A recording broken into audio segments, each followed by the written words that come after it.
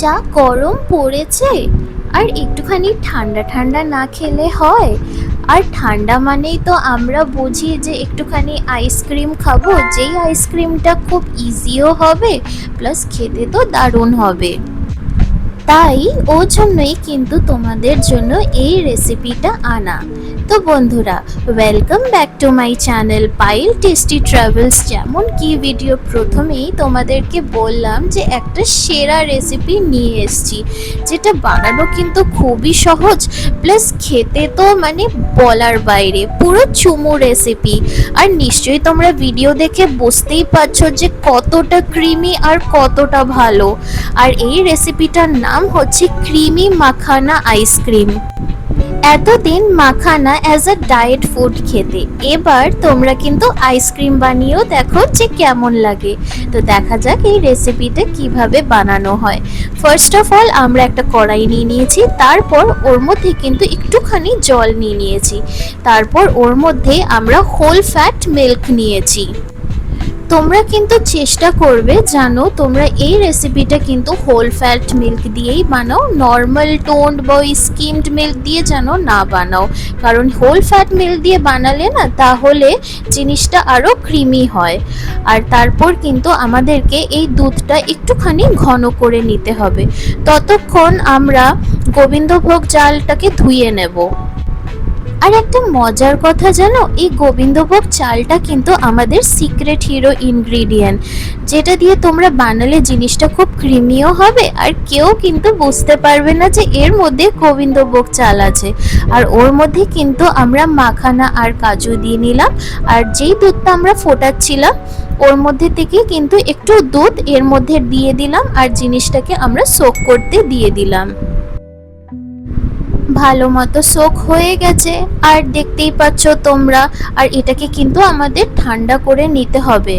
তারপর মিক্সচার গ্রাইন্ডারের মধ্যে আমরা এটাকে দিয়ে দিয়েছি। একটা জিনিস মাথায় রাখবে যে কোনোদিনও গরম অবস্থায় দেবে না, তাহলে কিন্তু বহুত বড় প্রবলেম হয়ে যাবে। তারপর পুরো জিনিসটা আমরা মিক্সচার গ্রাইন্ডারের মধ্যে ঢেলে দিলাম, আর ওটার একটা আমরা স্মুথ পেস্ট বানিয়ে নিলাম। আর হ্যাঁ, এমন টাইপের যদি দারুণ দারুণ রেসিপিগুলো তোমরা পেতে চাও, মানে সেটা সামার স্পেশালি হোক না কেন বা রেস্টুরেন্ট স্পেশাল বা মায়ের হাতের কমফর্ট ফুড, ওর জন্য কিন্তু তোমাদেরকে এই চ্যানেলটা সাবস্ক্রাইব করে নিতে হবে আর কিন্তু বেল আইকনটা প্রেস করে নিতে হবে। তাহলেই তো এমন টাইপের দারুণ দারুণ রেসিপির নোটিফিকেশনগুলো তোমাদের কাছে একেবারে পৌঁছে যাবে। আর হ্যাঁ, ক্যাফে আপডেটস তো আসতেই থাকবে, ওটা তো তোমরা জানোই। দুধটা কিন্তু একটুখানি আমরা ঘন করেই নিয়েছি, তারপর এর মধ্যে আমরা পাউডার মিল্ক দিয়ে দিচ্ছি। তারপর আবার এটাকে কিন্তু আমাদেরকে ভালো করে মিক্স করে নিতে হবে। এবার যে মিক্সচার গ্রাইন্ডারে আমরা যে পেস্টটা বানিয়ে রেখেছিলাম পাতলা করে, এর মধ্যে কিন্তু আমরা ধীরে ধীরে ঢালবো আর এটাকে কিন্তু আমরা মিক্স করতে থাকবো, মানে কন্টিনিউয়াসলি কিন্তু এটাকে আমাদের নাড়িয়ে চাড়িয়ে যেতে হবে। ঠিক যেমন ভিডিওতে দেখা যাচ্ছে অমনিভাবেই কিন্তু তোমরা ফলো করো। তারপর আমাদের একটাই কাজ, জাস্ট এটাকে ভালো করে নাড়িয়ে চাড়িয়ে যেতে হবে।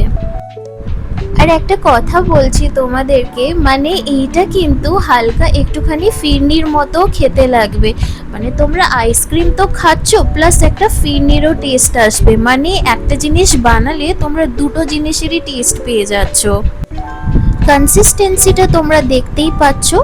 ওর মধ্যে কিন্তু আমরা একটুখানি এলাইচি পাউডার দিয়ে দিলাম, তারপর আবার এটাকে কিন্তু আমাদেরকে ভালো করে মিক্স করে যেতে হবে।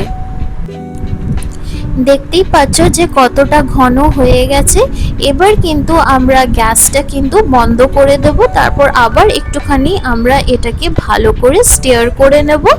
তারপর যেন এটার মধ্যে কোনো টাইপের লাম্পস না থাকে, বা এইটা যেন একেবারে মানে স্মুথ হয়ে যায়, মানে ওই মুখে দিলেই যেন গলে যায়, অমনি টাইপের করার জন্য কিন্তু তোমাদেরকে এই মিক্সচারটা মিক্সচার গ্রাইন্ডার মধ্যে দিয়ে দিতে হবে। মানে যেই বড় জারটা থাকে ওর মধ্যে তোমাদেরকে এটা দিয়ে দিতে হবে। তারপর আমরা এর মধ্যে কিন্তু চিনি অ্যাড করব।